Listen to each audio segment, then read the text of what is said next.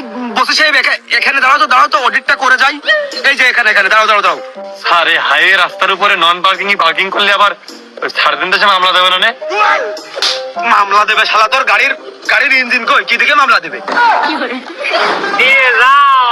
খালি টুক করে 5-5 গলির মধ্যে চলে আয়।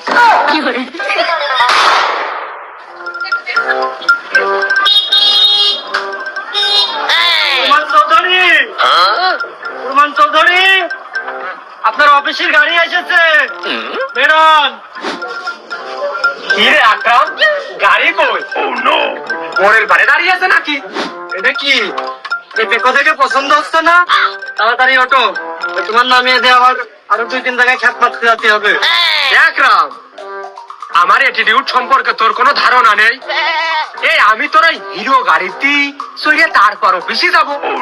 কমপক্ষে 4 চাকা আর একটা স্টারিং থাকলে ভালো হয়। এটা নোহা গাড়ি পাঠাতে পারতিস। আইসা আমার চৌধুরী বংশের ফকির ঠাপাতি। ওই রাস্তাঘাটে খুব জ্যাম, ওই স্টারিং সহ 4 চাকা গাড়ির কোনো লাইন নেই। হিরো ছাড়া আমাদের খ্যাত মারার কোনো পরিবেশ নেই। উঠলি ওটো, না উঠলি চলে গেলাম। এখনো একদিনও আমি চাকরিতে জয়েন করিনি। বাইরেতে যে পরিমাণ ফোন আসতেছে এই চাকরির জন্য, এখন তোর জন্য যদি আমার এই চাকরি না হয়, তোর চাকরি কিন্তু থাকবে না নে, মনে রাখিস। আর এই মোটর সাইকেল আমি যাবো না, এর থেকে বড় মোটর সাইকেল নিয়ে আয়। ওই মুখের যে কথা ঢক, তাতে মানুষের বাড়ি বাড়ি গেলে কিচ্ছু দেবে না।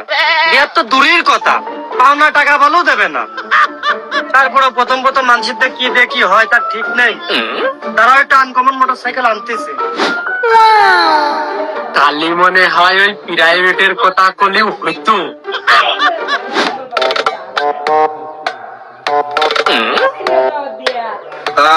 বসির ভাই, আজকে কি আপনার কোনো অফিসিয়ালি কাজ আছে? অফিসের কাজ শেষ হয়ে গেছে স্যার। বাইরে কোনো জায়গায় যাবেন না? How dare you! এমনি তো আমাদের হাতে কাজ নেই এখন বর্তমানে, তাহলে আমরা কি বসে থাকবো নাকি? চলেন, বাইরে যেতে হবে। বাইরে যাওয়ার প্রস্তুতি তো স্যার নিয়ে আসিনি।